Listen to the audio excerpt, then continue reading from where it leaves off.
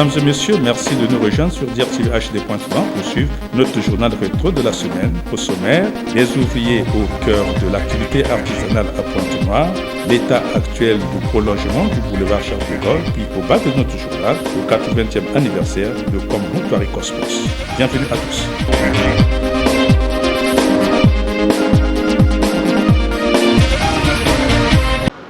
C'est à la place de la gare ferroviaire centrale de Pointe-Noire qu'ont débuté ce samedi 27 juillet 2024 les inscriptions au titre de la première édition de la course dénommée Run-in Pointe-Noire. Cette course pédestre séquencée en 3 instances se déroulera du 26 au 27 octobre 2024 sur des distances de 10 km pour tous les publics, 5 km uniquement pour les femmes âgées de plus de 16 ans et 3 km à la faveur des enfants de 13 à 16 ans. En dehors des 30 premiers inscrits gratuitement, l'inscription revient à 1500 francs CFA pour tout participant. Cet événement sportif est organisé par Everest Media et la Fédération congolaise d'athlétisme en collaboration avec la mairie de Pointe-Noire. Sorella Meillé, responsable inscription. Le Run-in Pointe-Noire, c'est un événement grandeur nature qui va avoir lieu ici même à Pointe-Noire les 26 et 27 octobre prochains. Donc nous allons avoir 3 courses sur route le samedi et le dimanche. Donc notamment pour le samedi, on va avoir 2 courses, une pour les enfants de 3 km pour des enfants âgés de 13 à 15 ans et ensuite on va avoir la course réservée uniquement aux femmes. C'est 5 km pour les femmes. Pourquoi pour les femmes? C'est pour la lutte contre les cancers féminins.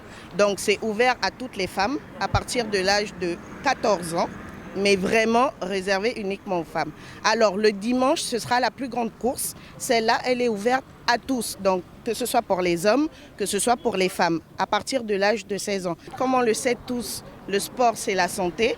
Pour moi, personnellement, et pour tous, c'est d'abord un challenge personnel, pouvoir se dépasser, mais en même temps être accompagné. Pour cette première édition, sont attendus pour chaque catégorie 1000 enfants, 3000 femmes et 6000 personnes, tous sexes confondus. Une occasion pour le président de la Fédération congolaise d'athlétisme de porter sa voix. Le but d'une fédération, c'est que les enfants aient des compétitions pour pouvoir se mesurer et s'entraîner. C'est dans les compétitions que tous les efforts que les enfants font arrivent à maturité. Donc, quand on a commencé cette initiative avec Everest Vision, on était dans une perspective de vouloir apporter un plateau à nos athlètes. C'est pour ça qu'aujourd'hui, on est là pour ces inscriptions pour les jeunes. Ces courses se dérouleront sur la voie publique fermée à la circulation aux dates sus évoquées.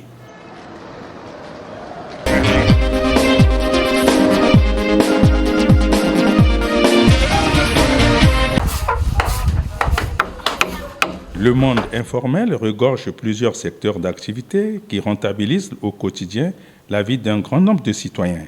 Il faut passer aux abords de la rivière Chinouka et des avenues Benoît Nganongo et Stéphane Tchétchelé au centre-ville de Pointe-Noire pour découvrir des ouvriers au cœur de l'activité artisanale pour se prendre en charge. Aux abords de la rivière Chinouka, à Lumumba, des menuisiers regroupés en association mettent leurs talents à la disposition de la clientèle. Ces derniers fabriquent et installent des meubles dans ce marché forain pour justifier leur gagne-pain quotidien. Des meubles et autres accessoires de menuiserie vendus à des prix à la portée de toutes les bourses. Le président de l'association sur l'intérêt de leur activité artisanale. Dans cet espace, pour qu'enfin que nous puissions exposer là où vous voyez là. Et nous avions aussi des clients qui viennent acheter pour se souvenir aussi à nos besoins familiaux. Chacun de nous a son compte privé et chacun doit fournir ses efforts pour travailler et exposer. Et celle-là, on le fait à 95 000 à débattre, le 0,90 et le 1,40 là, on le fait à 140 000 à débattre. Donc nos derniers prix, c'est à 110 000. Le 1,40 et le 0,90, on le fait à 95 000. Le galinge à 3 portes, c'est le 180 000 à débattre. Et notre dernier prix, c'est 140 000. À quelques kilomètres de là, les vanniers de l'association des vanniers du Congo, en sigle AVECO, ont occupé les avenues Benoît Nganongo et Stéphane Tchétchelé. Ces ouvriers de la liane fabriquent des objets qui donnent un réconfort aux résidences, caves et autres maisons des particuliers. Autant de produits de vannerie exposés au public pour faire valoir leur œuvre de l'esprit. Le président de l'AVECO sur l'importance de la vannerie. Nous, on fait les chaises, les paniers, tous les meubles qu'on peut utiliser dans la maison, quoi. Même les lits, on fait. Les prix sont variants. Chaque pièce a son prix. Il y a des salons complets, des salons incomplets, il y a des chaises de table, il y a des tabourets qu'on utilise actuellement même dans des caves. Donc on fait tout. Les lianes que vous voyez là reviennent de Sibiti, puis pesant vers Komono, Zanaga, Bambama là-bas. Nous partons à s'approvisionner au fond d'une tchétché. Il y a des gens qui partent recueillir ça là-bas. Ils emmènent au fond d'une tchétché. Et au fond de tchétché, nous achetons pour transformer la liane. La liane, c'est un métier qui date. C'est un métier qui date. Ils sont là, ils nous voient. C'est à eux de... Parce que ça se décide depuis le haut sommet. Pour nous, les petites et moyennes entreprises, c'est de l'artisanat. Mais jusqu'à aujourd'hui, nous, on ne bénéficie pas de ces aides-là. Mais quand même, on fournit des efforts. Là, si vous partez dans tout Pointe-Noire, vous allez voir dans les Nganda, il y a des caves, tout des bars. C'est maintenant la vannerie qui est en valeur. Nous cherchons seulement qu'on puisse essayer un peu de faire de telle sorte que si la vannerie puisse au moins évoluer, quoi. On puisse nous aider. Vraiment, beaucoup de choses nous manquent, beaucoup de choses. Sinon, nous sommes là. On peut tout faire, on peut aussi concrétiser même les pays étrangers, là où on voit la vannerie qui excelle là-bas. Nous aussi, on peut le faire. La menuiserie, eux, ils travaillent le bois, uniquement le bois. Et puis, ils transforment bien le bois, il y a une finition chez eux. Nous, on travaille avec le bois, mais on habille. Vous ne voyez plus la planche, on habille avec la liane. Au moment où le gouvernement de la République s'emploie à la diversification de l'économie nationale, les métiers de menuiserie et de vannerie dans l'informel peuvent être aussi des mines d'or.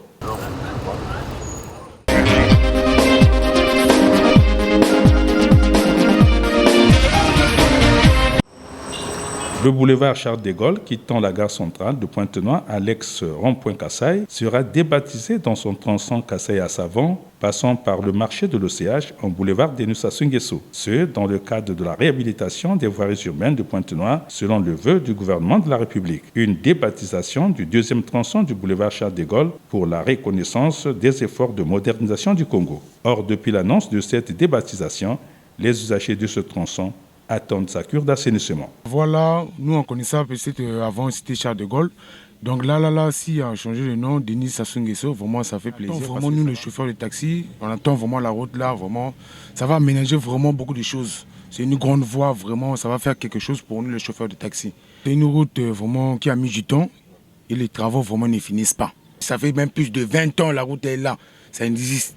Mais jusqu'à présent vraiment il n'y a pas de changement, il n'y a rien. Une cure d'assainissement d'un boulevard qui viendra résorber l'épineux problème d'embouteillage du boulevard Mouekat-Matou pendant les heures de pointe. Mettre fin au contour des véhicules sur les avenues de la République et de l'indépendance dans l'arrondissement de Poitiers, c'est quasiment le souhait des usagers de la route.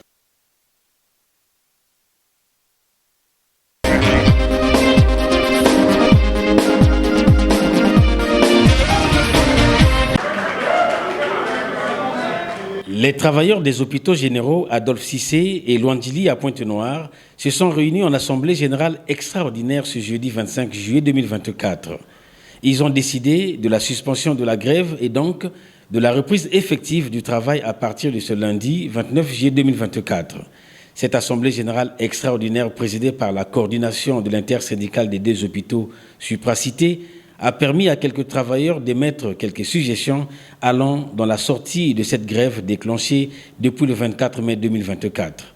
L'irrégularité des paiements des salaires et le nombre élevé des arriérés des salaires figurent parmi les points cruciaux de cette grève. Le communiqué final sanctionnant les travaux de ces assises en dit plus. Les travailleurs des deux hôpitaux généraux, Adolphe Cissé et Luandili, ont résolu ce qui suit. La suspension de la grève lancée depuis le 24 mai 2024. 2. Exhorte le gouvernement de la République de verser à nouveau le salaire du mois de juin 2024 dans un délai de 10 jours pour conforter dans la reprise du travail et reprendre l'équilibre social après de nombreuses dettes contractées ça et là. 3. Les travailleurs de deux hôpitaux généraux précités décident de reprendre le travail séquentiellement à travers le calendrier suivant. Le vendredi 26 juillet 2024, lavement à grande eau. désinfection, dératisation et élaboration de nouveaux plannings de travail. Lundi 29 juillet 2024, reprise effective des activités hospitalières. 4. Les travailleurs exhortent l'intersyndicale à prendre en main l'aboutissement complet des 6 points contenus dans le relevé de conclusions signé le 18 juin 2024 par le gouvernement et l'intersyndicat des hôpitaux généraux Adolphe Cissé et Lwandjili. 5. Les travailleurs des hôpitaux généraux Adolphe Cissé et Lwandjili tiendront pour responsable le gouvernement de la République en cas de persistance de mauvais traitements infligés aux décisionnaires évoluant dans les structures de santé à budget de transfert. 6. Les travailleurs des hôpitaux généraux Adolphe Cissé et Lwandjili rappellent au gouvernement que la dette des hôpitaux se présente ainsi qu'il suit. Hôpital général de Lwandjili, 17 mois, de 2016 à 2021. Hôpital général Adolphe Cissé, 6 mois, de 2019 à 2021. L'État a l'obligation de payer les 2 mois d'arriérés de salaire contenus dans le relevé de conclusions signé le 18 juin 2024. 7. La concrétisation de la concomitance des paiements de salaire avec les fonctionnaires. 8. Des hôpitaux généraux Adolphe Cissé et Lwandjili rassure la population de la ville de Pointe-Noire et ses environs de la reprise effective des activités hospitalières dès le lundi 29 juillet 2024. Fait à Pointe-Noire le 25 juillet 2024, l'Assemblée générale.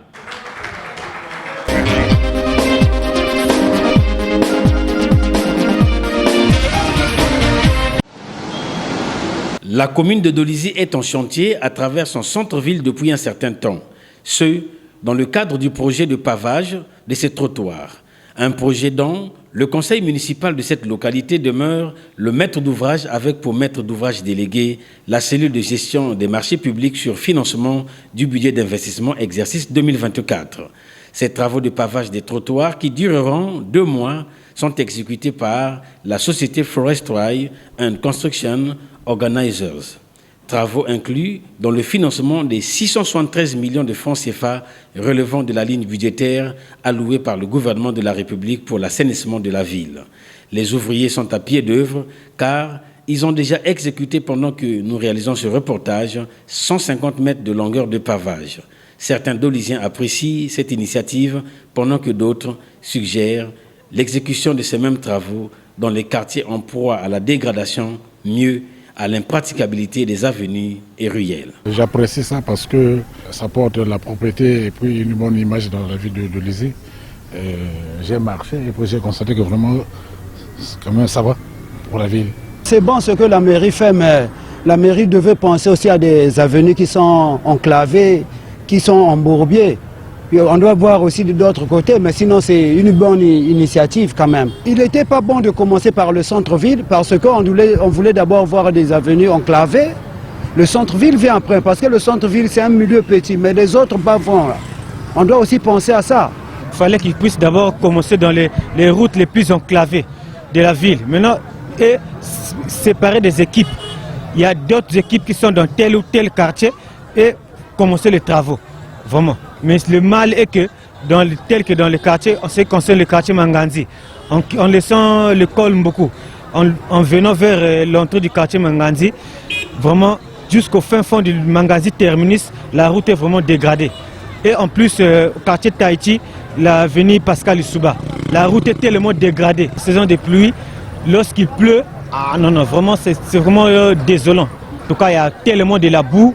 La finalisation de ces travaux de pavage des trottoirs au centre-ville de Dolisie permettra à la municipalité d'ouvrir d'autres chantiers à la satisfaction des populations, lesquelles veulent voir Dolisie revêtir sa robe de 3e ville du Congo.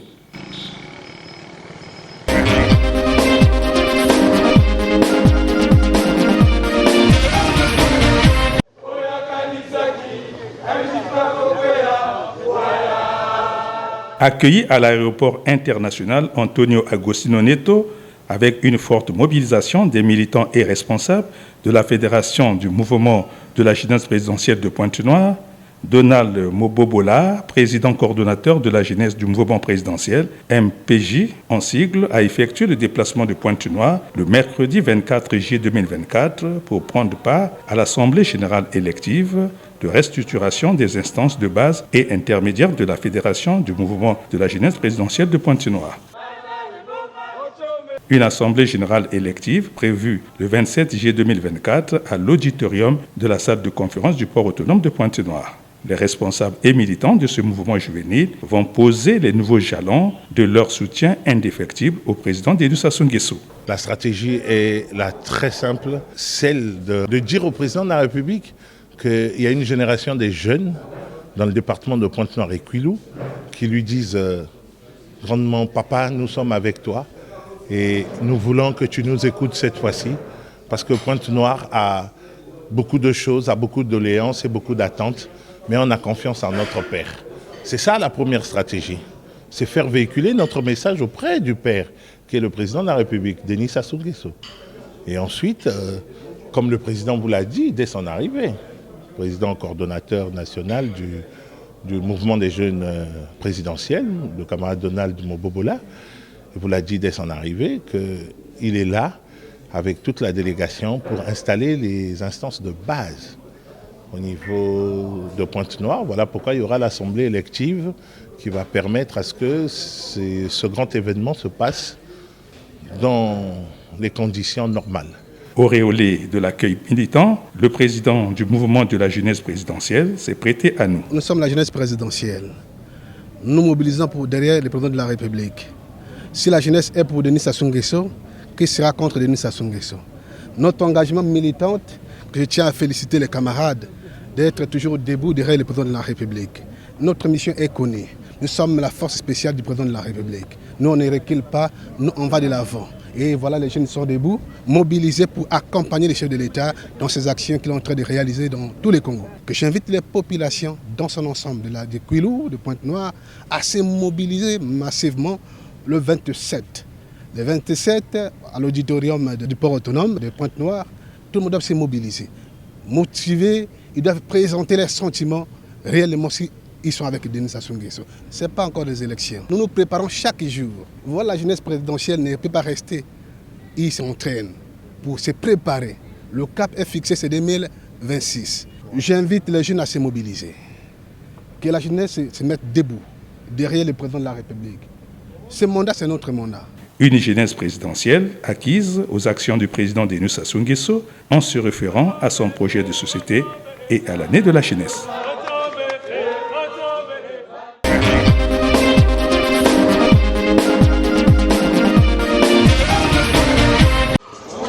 Une merveille touristique du département du Niari à Dolisie, le complexe hôtelier Le Tarmac a réouvert les portes de son restaurant-bar le dimanche 21 juillet 2024. La cérémonie de réouverture s'est tenue en présence des corps constitués départementaux avec à leur tête le préfet du département du Niari, Gilbert Mwanda Mwanda. Fermé autrefois pour sa rénovation, le restaurant-bar Le Tarmac a fait l'objet d'une mauvaise campagne dans les réseaux sociaux. Le président directeur général de ce cadre hôtelier créé en 2012 dans son mot de bienvenue. L'hôtel Le Tarmac a été créé en 2012 et cet hôtel fait de son mieux pour être toujours à la hauteur des attentes de sa clientèle. C'est pourquoi vous voyez toutes les améliorations qui ont dû être faites depuis 2012 jusqu'à maintenant. Et sans fausse modestie, je voudrais dire que l'hôtel Le Tarmac actuellement a toutes les commodités d'un grand hôtel. Malgré les péripéties malheureuses d'il y a 2 mois qui ont été lancées sur les réseaux sociaux, mais Dieu merci, ça n'a pas découragé notre clientèle. Prenant la parole pour son mot de circonstance, Gilbert Mwanda Mwanda, préfet du département du Niari, a parlé avec son cœur, rappelant ainsi sa mission d'accompagner les opérateurs économiques dans le respect scrupuleux des lois et règlements de la République. Le complexe hôtelier Le Tarmac est l'un des meilleurs espaces de la contrée, a précisé le représentant de l'État au Niari. Après avoir dégusté et savouré les mets et boissons proposés par les services du grand maître de l'hôtel, les invités ont été conviés à la boîte de nuit où certains ont esquissé quelques pas de danse. Bonte Divassa, directeur départemental du tourisme et hôtelier du Niari. L'hôtel Le Tarmac reste la porte-étendard de notre département et pour preuve, le préfet du département du Niari, M. Gilbert Mwanda, a pris part à cette cérémonie d'ouverture et que nous sommes tous convaincus et contents des prestations du personnel hôtelier exerçant dans cette structure.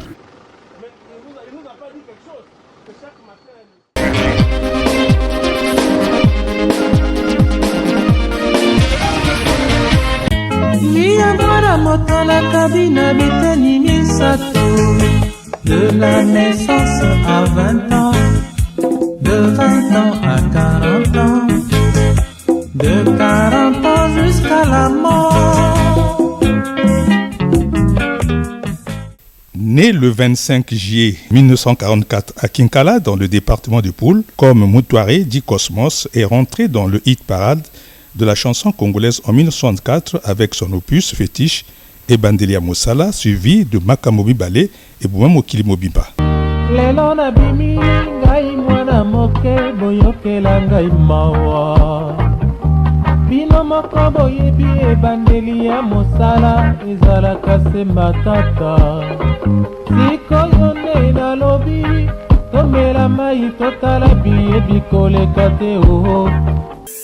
Liboso nde likambo ya falanga ya mibale likambo ya basi baninga boti ya matoye soki bana mibali balingani lokola bakufa elenge ya mwasi akoki te kokabola bango soki akoti na kati ya bango.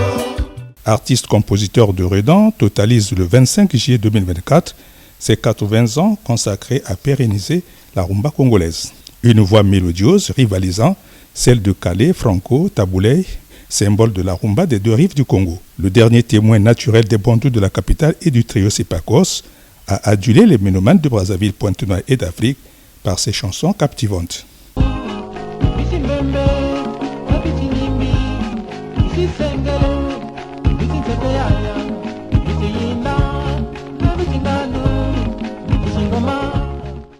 À 80 ans, le chef d'orchestre de bantou de la capitale est au top de sa gloire et attend de son vivant l'hommage de la République.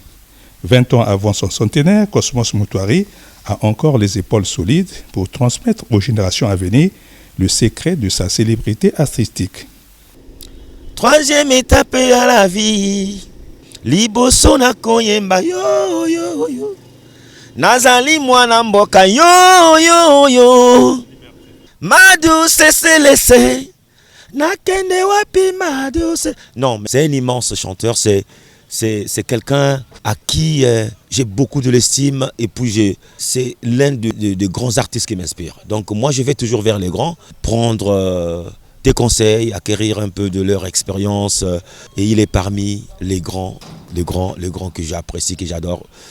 Vraiment, en tout cas, Cosmos Moutouari, mon grand, encore une fois de plus, un très très très joyeux anniversaire.